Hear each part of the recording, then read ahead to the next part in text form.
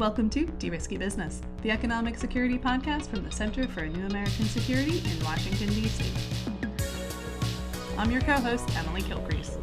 And I'm your other co-host, Geoff. It's been a week since the U.S. presidential election, even though, if you're anything like me, it feels like it's been a year.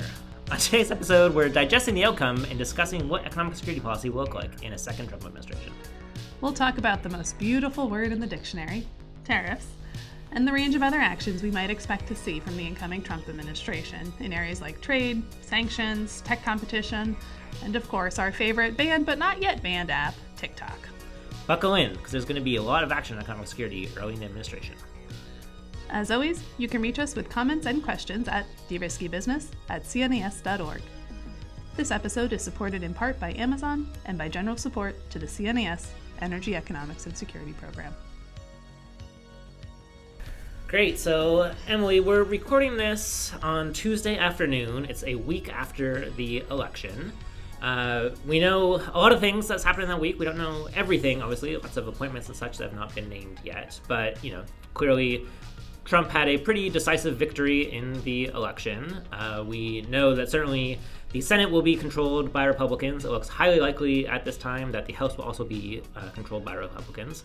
So that was a good time to stop and ask, what will this mean for U.S. economic security policy going forward? Yeah, exactly. And, Geoff, I think we'll be watching like everyone else to see how some of the key economic positions get filled. Those personnel decisions will have a pretty strong influence on how the specifics of some of these policies. But for now, I think we can draw some conclusions based on what we saw in the first Trump administration, the statements that were made during the course of the campaign, and then, of course, just how the world has shifted over the last 4 years.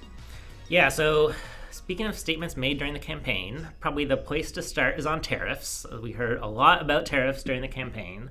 So we heard, Trump threw out the idea of 60% tariffs across the board on China, also the idea of having 10 or 20% tariffs on everybody else. I guess, first question, do we think this is really going to happen? Is this a real policy proposal, or is this just kind of campaign rhetoric? And what will be the impact of it? I absolutely think this is a serious policy proposal, and I think people in the private sector in other countries should absolutely treat it as a serious policy proposal. So start with the 60% tariffs on all imports from China.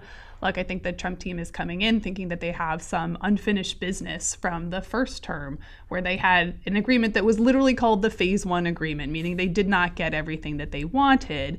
And I think that they thought the strategy was a success in bringing China to the negotiating table. But again, since they didn't get everything they wanted, they're going to have to ratchet up the pressure here. So I do think the 60% tariffs are something that are likely going to be an early administration action. And then I think the question is, what's the end game of the tariff strategy when it comes to China? Is it to bring them to the negotiating table? Do we think we can genuinely make progress on some of the core structural problems that have plagued the U.S.-China relationship since before China joined the WTO, right? Like, these are really hard questions that no administration has really figured out. And I think they're going to take another run at it with a much stronger tariff stick.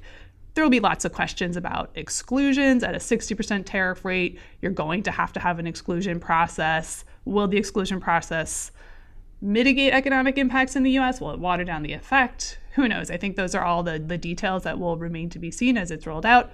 I do think it's a very serious proposal, and I do think it's one that we're going to see early on. Yeah, maybe just following up there a little bit. I am curious of this question in terms of what would the Trump team really want out of China, in the sort of Phase 2 agreement, if it comes to pass.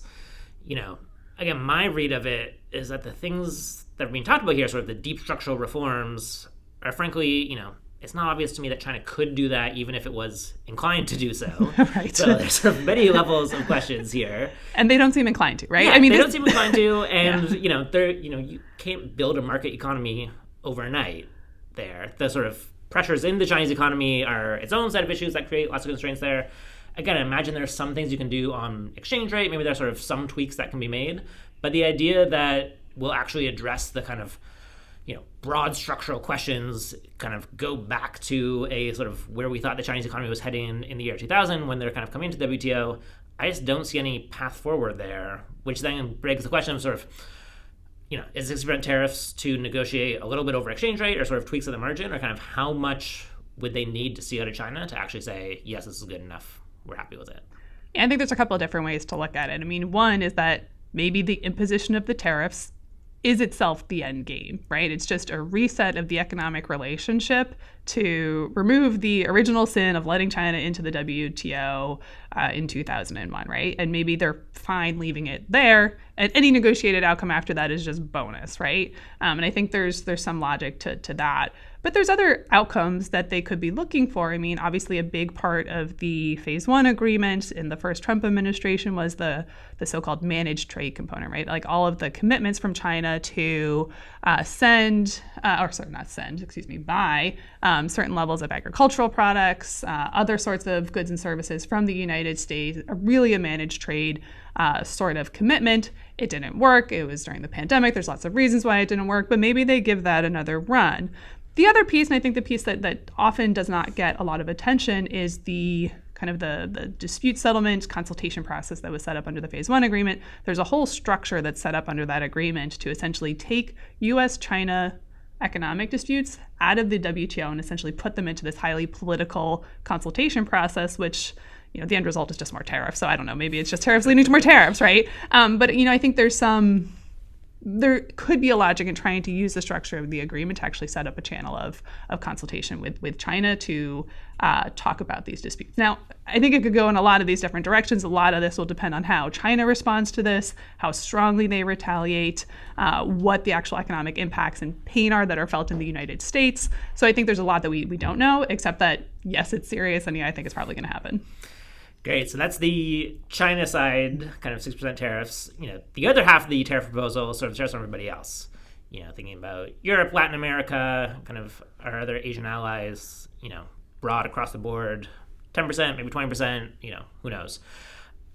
On this one, curious your thoughts. My sense is here it's more the idea of using tariffs as negotiation leverage. There's a little bit kind of, come in, say, yes, we're doing 10% tariffs, whatever it is, that then kind of puts a new baseline in place for negotiations to get back down to a more reasonable tariff level. That's not going to go over well with U.S. traditional trade partners, but maybe it sparks off lots of negotiations and we kind of end up with a reasonable outcome. But curious your sense, do you think, is that tariff proposal serious as well? Is that something that we should be pricing in, as it were?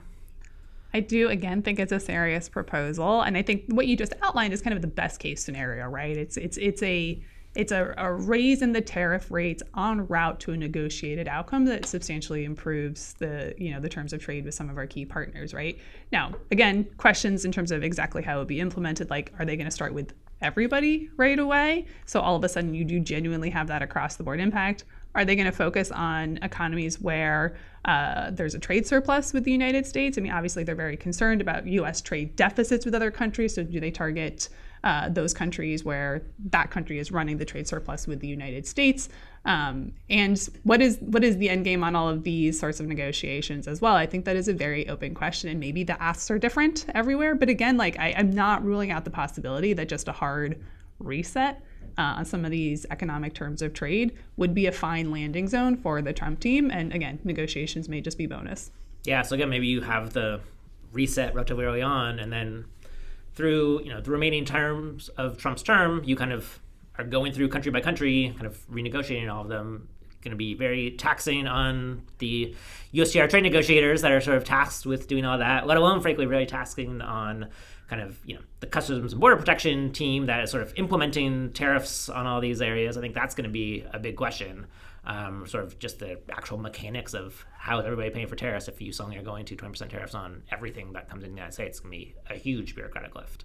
Yeah. And again, here again, how countries respond is going to matter a lot. When we had the European ambassador on the podcast, she was quite clear in stating that Europe would retaliate, right? And I think you would expect to see retaliation. So how high these things escalate is going to be an important part of this as well. Yeah, although I do think the retaliation, there's an interesting angle, which, for all these countries that are thinking, yes, maybe we want to retaliate. We want to sort of show that we can't be pushed around by the Trump administration. On the other hand, as we've talked about in the U.S. context all the time, there's a real cost to the country imposing tariffs. And so for a lot of economies, they're going to kind of face this difficult question that says, yes, we want to retaliate. We want to show that, we will not just sort of take what the Trump administration is giving us. On the other hand, any step they can take to retaliate may hurt their own economy more. And so how do you weigh those different things? Again, particularly, many economies that may face real economic headwinds at the moment, it's going to be a tough call. It's going to be a tough call. And there's going to be a real question about how much some of our traditional U.S. allies can compartmentalize on these issues, right? We've been trying to make the case to some of our international counterparts that there's going to be this real need for them to make the case that Europe has moved on economic security issues. Europe is willing to work with the U.S. on, counter China initiatives. So can they keep progress going on those issues while also trying to manage a tariff dispute? I think is going to be one of the key questions to watch in terms of just how much some of these actions may or may not blow up the global economic system. Yeah. Well, the good news is that we've got a super well-functioning WTO system to manage all of this, make sure we do not end up in a trade war. Geez, Joking, yeah. of course. No, so it's going to be great.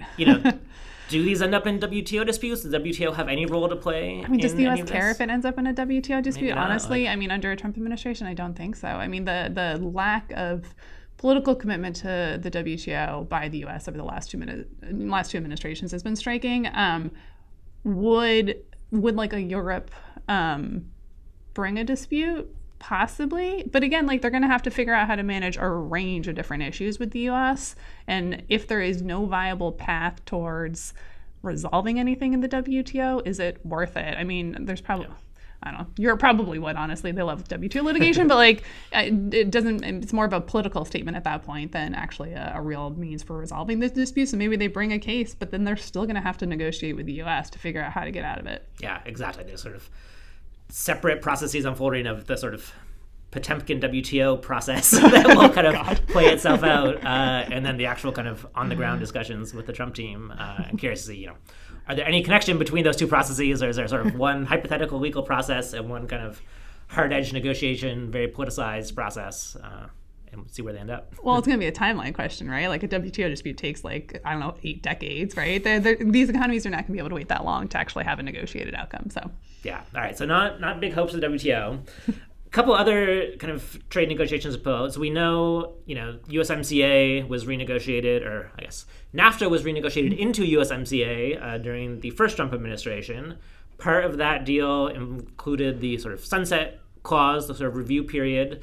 So USMCA will be up for review in 2026. I think discussions are already starting of, what way the Trump administration pushed to kind of put into a second revision of USMCA, what, if anything, Canada or Mexico might push for. Where do you think that discussion is going now? Yeah, I guess the first question is, does it get another new name? Is it going to be something other than USMCA? But yeah, I think it's kind of undisputed at this point that there would be some sort of renegotiation of at least some parts of the text. Since the initial signing, there have been concerns, for example, about whether Chinese investment in the Mexican auto sector is allowing Chinese companies to kind of skirt around some of the rules of origin and other rules that were put in place to benefit the integrated North American automobile market. And, are Chinese companies essentially using investment vehicles to skirt around that? So I'm sure that will be a point of negotiation, just given the criticality of that in the first renegotiation. But that'll be interesting to see if they use this as an opportunity to kind of strengthen the toolkit in other respects, right? So digital trade, for example, that initial text was kind of the standard U.S. text. What do you think happens to that now? Yeah, it's a real interesting question. Obviously, under the Biden administration, they're kind of, calls for the reset on digital trade policy and kind of developing a worker-centered digital trade policy that didn't really get that far across the line. I think it will be a big open question, is this an opportunity to relook at some of those terms? Again, I think there is good case, at least on parts of the digital trade chapter, to say, maybe there's some things in there that we should think twice about, and maybe there's some things that are not in there that we should be adding in. So I do think, I expect there will be some changes on digital trade kind of alongside autos and some of the other kind of investment rules that will be a focus of the Trump team. Yeah, one thing I'm curious to see, too, is whether they try to bring in some non-traditional tools into the USMCA negotiation. And specifically, I'm thinking about FDI screening, where Mexico is considering standing up an FDI screening process. There's an argument that if they had a strong FDI screening process, that would actually mitigate some of the concerns around Chinese investment routing through Mexico to take advantage of preferential access to the U.S. market. But traditional trade agreements, including USMCA, just carve out any of those sort of tools because they're national security tools. And we've always treated these things as separate. There's a longer conversation we could have about that, but I do think it'll be interesting to see, just given the focus on using kind of these defensive national security tools in a Trump 2.0 administration, whether there's going to be any kind of merging of these heretofore distinct tracks. Yeah, and on that same line, obviously we've seen in the U.S. the action on connected vehicles, kind of, again, operating under the ICTS executive order that's looking to kind of ban or restrict connected cars from China coming to the U.S. market. Canadian politicians have said they're interested in something similar. I haven't seen anything from Mexico, but you could imagine that's another area where, given the tightly integrated North American auto market, it makes very sense for the three partners to align on those types of things, even if they are traditionally part of a trade negotiation. So do you think we'll see other trade deals? I mean, it was really hard to imagine a Harris administration doing trade deals. It's easier to imagine a Trump 2.0 doing trade deals because there were negotiations in the first one, not just USMCA and the China deal, but with the UK, with Kenya. Do you think any of those get picked up? I think so. I mean, again, I think it's one of this view that, people assume that because Trump has very strong views on tariffs, that maybe he's an anti-trade president, which I think that conception could make sense, but in terms of actually going out and striking deals, I agree that he's much more likely to be out striking deals than a potential Harris administration was. It wouldn't surprise me at all to see both the UK and the Kenya ones pick back up. I sort of feel a little bit for the poor Kenyan negotiators who were initially working with the Trump administration on an FTA. When Biden won, that was dropped. The kind of Biden team was pushing a new, they called it a strategic trade and investment partnership, the STIP. Also not a great acronym there. Maybe at least they'll get a better acronym out of this. Maybe a better deal. Maybe a better deal. But, I think from what I could tell from sort of public reporting there, those negotiations were sort of most of the way done. They had hoped to finish them by the end of the year, but that seems unlikely now. And so then the question is sort of like, all right, do we go back to what they started negotiating with the Trump team, kind of into Trump 2.0? But again, it seems like there's some logic to show that Trump is capable of making deals with an African country. There's been an interest in kind of having an African FTA for a while, so it wouldn't surprise me at all there. On the UK, similarly, I think, I suspect the UK will be quite interested in getting a deal with the United States. It's something that they've been talking about a fair bit. What does that look like? Is it a full comprehensive FTA? Is it maybe a digital trade agreement? Is it something else entirely? Lots of different possibilities that could go in, but I would suspect there'll be many Republicans in Congress are kind of quite keen to see a US-UK deal of some type. Yeah, and the congressional angle and the fact that the Republicans are most likely going to control both houses, that does make it really interesting to think about the possibilities that opens up for trade agreements that require congressional approval. Obviously, in the Biden administration, and even to a certain extent, sometimes in the Trump administration, there's a desire to do these sorts of things via executive action. But if all of a sudden you actually have unified Republican government, does that give you more flexibility and leeway to do modified traditional trade deals? I'm saying modified because they're going to be different. Yeah. They're going to have the Trump stamp on them, but in some ways they may be closer to kind of the comprehensive free trade agreements. Do we actually get trade promotion authority where you get that kind of up or down, yes or no vote from Congress when the executive goes out and negotiates a trade deal? I think those are distinctly more possible scenarios now under a Trump administration. Yeah, and I think there would be real benefits to getting Congress back into the trade game, as it were. I think, is better for U.S. policy overall to have a Congress that is engaged and taking part in trade policy making than sort of trying to do as much as you can under the rubric of executive authority. So that could be a positive. All right, so that's a kind of quick overview of trade. Maybe shifting gears a little bit to sanctions. You've been studying sanctions a fair bit under both kind of the Biden presidency, the first Trump presidency. What might we see from Trump 2.0 on sanctions? Yeah, and it could go a couple different directions depending on which sanctions program you're talking about. I mean, I think we've already seen some indications from the campaign about ratcheting up pressure again on countries like Iran, where, of course, under the first Trump administration, there's kind of a more maximalist approach. an approach that ended up dividing the U.S. and Europe on those sanctions. So could certainly see more sanctions pressure there. I would not be terribly surprised to see more sanctions pressure on Venezuela, which was another country that got the maximal pressure treatment. On Venezuela, I think it's going to be interesting to see how they calibrate sanctions pressure with just the dynamics that is an economy that is not doing well. The more sanctions pressure you put on, the more you're like increasing these massive migrant flows out of Venezuela, some of which could likely end up in the United States, right? So how do they think about the interplay between the sanctions policy and the migration policy? I think that'll be interesting to watch, but I think some of their initial instincts are to increase pressure there. Now, I think the harder case is going to be, what do we do about the sanctions on Russia? That's going to be obviously part and parcel of the overall approach to Russia. Obviously, we've seen the campaign statement saying that, President Trump intends to resolve this on day one. No idea what that actually means, of course, unless it's just complete capitulation, which doesn't totally seem like something a President Trump would do, right? But I do think there's a question about whether there's going to be much more significant pressure from the United States on Ukraine to wrap this thing up. And in order to do that, will there be sanctions relief as part of that equation that the U.S. is offering to Russia? I mean, I think we have to consider that possibility at this point. Yeah, no, that all makes a lot of sense to me.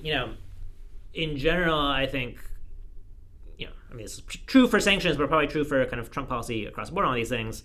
There's a sort of general posture of being tough and increasing pressure, which is sort of mixed with this question of, looking for a deal and sort of transactional policy making. And so I think it would be really interesting to see in the sanctions context, is it possible that, can you imagine a sort of North Korea deal at some point, right? There were sort of discussions of it in a first Trump term. Again, it's a possible future state of the world that, we're in negotiation with the North Koreans again and kind of are able to come to some type of deal. Again, I don't know what that looks like, and I don't think it's sort of not predictable at all, and that's not what I'm saying. But I do think kind of across the board for Trump, there's sort of a high variance of possible outcomes, and sanctions is maybe one of the areas where we'll see, it's just very hard to predict kind of who will be friend and who will be foes at different times.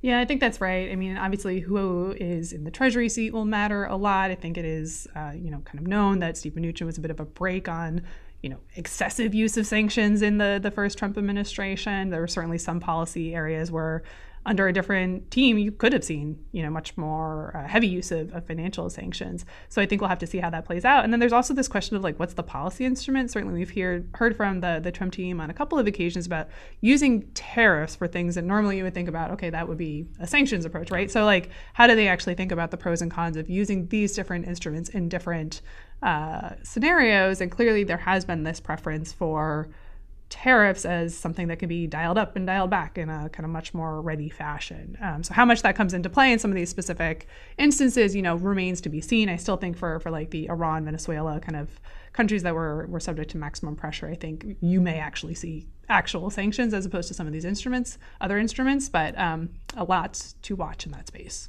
So speaking of other instruments, I mean, certainly one area where there was a lot of continuity and even escalation between Trump 1 and then Biden and presumably moving into the future is this question of technology-related controls. So what are you expecting to see, Geoff, in the second Trump term on things like export controls and the whole technology competition, particularly with China? Yeah, I do think kind of continuity is the most likely scenario here. Again, this is something that certainly was accelerated in the Trump administration. I think probably really began, frankly, at the end of the Obama administration, kind of continued through the first Trump, kind of picked up again in Biden, and I would expect that trajectory just to continue. We think back to earlier policies on Huawei, a lot of that big push was sort of originally really pushed by the Trump administration. So I think they kind of are pretty committed here. Again, there's sort of the two sides of the Trump administration, the sort of real China hawks, as well as the more sort of transactional, let's make a deal.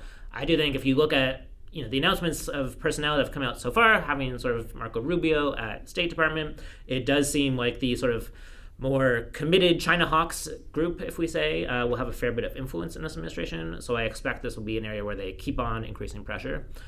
Practically, what does that mean? I would assume the kind of steady ramp up on semiconductor export controls will continue. At the moment, as we record this, we've been sort of waiting for the Biden administration to put out its sort of next round of chips export controls for several months. I think there's a good chance that will still come out kind of in the rest of the Biden term, although we'll see. But I would expect that sort of regular cadence of expanding and strengthening and looking to close down potential kind of loopholes or diversion of chips export controls will be an area of focus for the Trump team. As far as other areas, I mean, what do you think what's going to happen on the ICTS executive order? This is originally a Trump plan, so presumably they'll keep moving with it. Yeah, I mean, I would assume so, right? And it seems to dovetail well with some of their priorities. And they've got a director of that office, they've got a staff now, and they have kind of the first tranche of regulations coming out on connected vehicles under the ICTSEO, and it seems to be a kind of a very reasonable approach. And so then I think the question then becomes, well, what are the other sectors that they're interested in targeting with an ICTSEO? I mean, one question we had when the connected vehicles rule came out was like, okay, we get it on cars, but like there's so many other connected devices that we import from China. So like drop in the bucket here. So what's next, right? And how do they start to think about, that vast sea of potential risk and prioritizing within that and really trying to get more rules out? Then there's the question of, are they going to use that authority to target specific companies as well, right? Because they've got that dual authority. They can kind of ban or restrict classes of technologies, or they can go after specific companies. And the only one we've seen come out so far is the Kaspersky action. You have to imagine that they are using that authority to investigate a whole bunch of Chinese suppliers who are sending either services or goods into the United States. Will we actually see some action on that front under the ICTSEO? I mean, I have to imagine now that they're staffed up and they've got that program running that there would be an appetite to use it more extensively. Yeah, I sort of strongly agree with all that. I think it will be really interesting to see, under the Biden administration, they had this philosophy or sort of slogan, at least, of small yard, high fence, trying to kind of say that, we're going to focus only on the small yard of the most critical technologies. We are sort of, de-risking, not decoupling, trying to send real signals to the market, to kind of partners and allies, to China, that, we are not using these tech controls as just a kind of, tip of the spear for full decoupling, that this is a targeted, scalpel approach.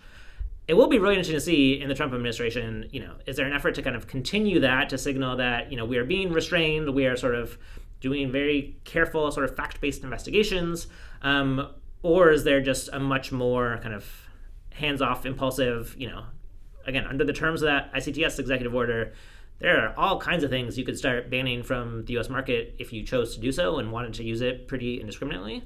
So that is something that I will be watching very closely to see, signals on, is there an effort to kind of maintain at least something of the small yard high fence approach, or is it, anything goes?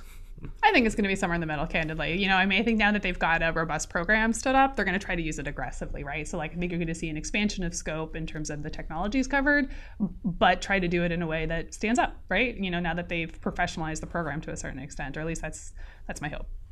So other tools that the Biden administration stood up here. So we've got the outbound executive order, obviously kind of a big new policy tool. There's long-standing debate on the Hill in terms of, do they want to legislate on outbound? Kind of where do you think that goes now? Where do you think sort of Trump executive branch might change outbound, if at all? Yeah, does the Hill want to legislate on outbound? Sometimes I can't tell, question, honestly. Yeah. They want to talk about legislating outbound. I mean, look, so I think the outbound program is here to stay, right? I mean, it's very consistent with overall Trump policy objectives in terms of restricting capital flows that may present national security concerns to China. I think the only question is how fast and how much do they expand that set of authorities, right? I mean, if I were them coming into this, I would leave the existing EO, which goes into effect in early January. It's going to provide some protective benefit. At some point, would not be shocked to see them at least do their own executive order, put their own stamp on it. That would not be a crazy thing for a new administration to do. But then the question is, substantively, what's going to change in that program? Again, I would not be surprised to see the technologies covered expanded, either to go beyond the kind of chips, AI, quantum, or go deeper within those specific sectors that were already covered. I would not be surprised to see more of a debate come up again around passive investment flows, which were largely carved out of the Biden administration's approach. And then there's going to be the question of how they coordinate all of this with Congress, right? I mean, even with a unified Congress, like Congress has not been unified on their approach to outbound investment. Yep. Might get a little bit easier with certain changes and certain committee chairs and all that kind of stuff, right? And I think there's like a sequence in question of do you just wait until the next administration comes in and try to do it through executive order? Do you try to like pass your preferred approach through legislation, which ultimately should be the goal, right? To codify this stuff in legislation and provide the resources to actually implement it and enforce it well. So I think there's some of those outstanding questions. But like, I don't think this is going away. It's just kind of the question of, how fast it gets expanded. So speaking of things that may or may not be going away, we should probably talk about TikTok. Oh, my at least favorite. Briefly. So, the TikTok saga, obviously very long running. During the first Trump administration was when the U.S. government first tried to ban TikTok, was sort of overturned in the courts. Throughout the Biden administration, kind of various debates on doing this. Where we ended up with is the law passed by Congress earlier this year that says by January 19th, so the day before Trump's inauguration, is the deadline for divestment that ByteDance needs to sell TikTok if it is still going to operate in the United States. There's a chance that deadline gets pushed into the future by a little bit, either through kind of ongoing litigation that could stay it, or there's also the ability of the Biden administration to extend it by 90 days if there's progress towards a sale. But, since then, Trump has now come out saying he is against a sale of TikTok, that he wants to sort of support TikTok. I honestly don't know exactly where this lands. There's the ongoing court case that could end up at the Supreme Court that may rule that this is, goes against the First Amendment and so cannot be banned. Assuming that court case does not succeed, though, assuming the kind of current law on the book stands, we're in this very funny position because the current law does not actually give discretion to the president to choose on this. The current law is very clear that, if by the deadline divestment has not happened, then, TikTok is not allowed to operate in the United States. So Trump has said he doesn't agree with this. He can publicly say he's not going to enforce it. Does TikTok kind of linger on in this kind of legal gray area? Not a great outcome. The other really interesting thing is that the way the current law is structured, it actually puts a lot of the onus on App Store operators to not make TikTok available for download. So it's Apple and Google who really have liability here. So like, if you're the Apple legal counsel and you're saying, all right, do we need to remove TikTok from the App Store because that's what the law says, but the President Trump is out saying, actually, no, I think TikTok should still be available. What do you do in that scenario? God, it's going to be messy. That's so messy. And if you're Apple's lawyer, we would love to hear your thoughts on this. Yeah, write in anytime. Messy, right? So there's, I think you just kind of outlined it, right? So there's a very real scenario in which, well, actually, you know what? I'm going to take that back. I was going to say there's a real scenario in which, like, there's just this uncomfortable situation where there's a law on the books that the president has just said he's not going to enforce. And then I think candidly, I think the other companies' legal departments kind of kick in and are like, even if he's not going to enforce it, that doesn't put us in a great position. Yeah. And so they try to be in compliance with the law, even if the law isn't going to be enforced. And then it just depends on, how much Trump wants to pressure those companies to not violate the non-enforcement. I'm trying to think of how to phrase that. It just got a little bit weird. But you know what I'm saying there, right? Is like to kind of keep the app operating. Yeah. But candidly, honestly, I think the most likely scenario is this thing just stays in litigation for a while. Yeah. So Trump can say whatever he wants to say. He can express those views as the president, but there's no action-forcing event that would require him or provide the opening for him to come in and say, yay or nay on this. So I actually think maybe the more likely scenario is it just stays kind of in this limbo where they've been kind of comfortable operating for a while litigation plays out. Yeah, we'll see how long the litigation can play out. Again, not lawyers, not expert on these things. My sense is that they will get to some sort of action-forcing final determination on this at some point, but maybe it can extend for a while. I guess, the other scenario, obviously, that could happen is that, if Trump and the Republican Party really decide they do want to change policy here, you can go back to Congress to change the law. But again, with sort of razor-thin majorities on the House in particular, like that will be a complicated legislative fight. And it took many, many times for the first TikTok bill to get through Congress, so who knows how long the second one might take. But it's definitely something to watch. Okay, so that's some of those big-ticket items, but other things that we will be watching. What happens to industrial policy? Yeah, good question. So, obviously under the Biden administration, we had the big push, the CHIPS Act, the IRA. There's been kind of questions of, would Trump and Republicans try and repeal some of these things? Is there anything new that they might want to add and do kind of more proactively? I personally am a bit skeptical that there's going to be a big repeal push. I think, quite deliberately, a lot of these bills were designed to sort of spread the money around many different congressional districts. And actually, when you try and go to Congress and say, vote to take money away from various districts, it's going to get harder than people may think. So there may be some sort of, figure leaf changes to the IRA, but probably not kind of big substantially. But to go on with that, I sort of also don't see the money materializing for a big new spending push. There'll probably be some effort on tax credits, and there'll be a kind of big debate over taxes that I'm sure will come, and maybe there'll be some elements of industrial policy that feed their way into that debate. But I kind of don't see a sort of CHIPS Act 2.0 in the coming. So what about AI regulation and the broader kind of tech competitiveness agenda? Obviously, there was indications during the campaign, or clear statements, not just indications, about repealing the Biden administration's artificial intelligence executive order. That seems quite serious, maybe a day one action. What do you think happens to that? Yeah, again, they've said that would be a day one action, which again, I see no reason not to believe that's true. What comes next, I think, is still an open question. I think there's a general push to say we want far less regulation of AI. There's a whole sort of set of concerns around AI safety that the Biden administration really was quite active around in the executive order and otherwise, that sort of don't seem to be animating concerns of kind of the Trump team and those coming in. So I do think it'll be a bit more of a sort of let off the shackles and let AI go wild. We'll see if there's a regulatory push around it. I don't frankly know what exactly happens to the AI Safety Institute and what's its kind of path forward.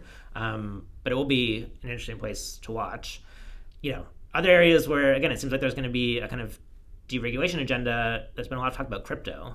So, Emily, what's going to happen on crypto in this administration? Yeah, I mean, it's kind of undoubted that this is going to be a more friendly environment for crypto. It is notable just the amount of crypto money that came into not just the presidential race, but in key congressional races across the country. We saw, for example, Sherrod Brown defeated in Ohio, formerly the chair of the Senate Banking, or I guess still the chair of the Senate Banking Committee for a few more months, but a crypto skeptic lost his seat. Just one example, right, of just kind of this wave of crypto money coming into the political system, and they got what they paid for here. I think that there is going to be a much friendlier environment. I think so. Chair of the SEC is probably going to shift. They're going to probably get some friendly appointments here. We'll see if some of the kind of the big name crypto players in the VC space who supported Trump have particular views on that. But I do think there's this question around, this has been a question that's been bubbling for years in the national security context, is like, okay, if crypto is here to stay, how are we putting national security guardrails around that? So if we're moving into an environment where there is going to be, hopefully, more communication and engagement between private sector crypto actors and the government, which candidly, there just wasn't a lot of that in the Biden team administration. They released some pretty scathing reports saying that crypto had no value. Like, it was just kind of hard to get a real conversation going in that context. Maybe this is an opportunity to have more of a real conversation of like, okay, we're going to have a more permissive environment, but we still expect you guys to do sanctions compliance and anti-money laundering compliance. But I don't know, that might be a little bit too naive, candidly, if the broader push is just to have a more permissive environment for a type of digital asset that was basically just developed to get around government control, right? So if that's the direction of travel, I do think that'll be an area to watch. Certainly from a sanctions perspective, we will watch that in terms of erosion of the efficacy of sanctions, all sorts of questions that might come up. But certainly the elections were a win for the crypto crowd. Yeah. Also, a winner from the election is probably Elon Musk. For sure. So speaking of people who put a lot of money into the election, and looks like they will kind of get some of what they wanted out of it. I think there is a really interesting question of sort of how will Elon Musk be influencing government policy going forward. Obviously, he's got lots of kind of private sector interests in, and not just sort of is he important in the private sector, but he's important in key strategic industries that are kind of closely tied to, the defense industrial base, but also just sort of leading technologies and the kind of cutting edge of, where the U.S. wants to be going in industrial policy on all these areas. So, again, it doesn't seem like he's going to have a sort of formal cabinet level head of an agency role, but kind of will have, at least some type of informal advisory role, is sort of interested in thinking about kind of reforming government, unclear exactly what that might look like.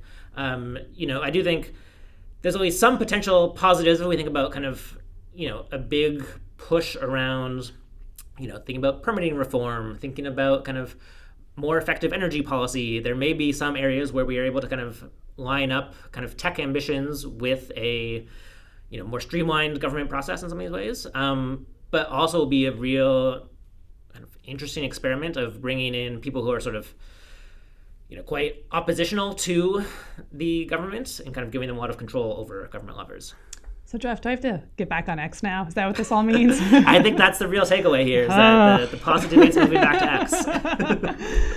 All right. Well, lots to watch. I'm sure we'll be coming back to all of these issues in the coming weeks and months, particularly as some of the key economic positions get filled. But that's probably enough for now. I think so. Thanks for listening to De-Risky Business, an economic security podcast from the Energy, Economics, and Security Program at the Center for New American Security. Have any questions or comments? Get in touch at deriskybusiness@cnas.org. The nerdier, the better. And find us wherever you get your podcasts every other Thursday.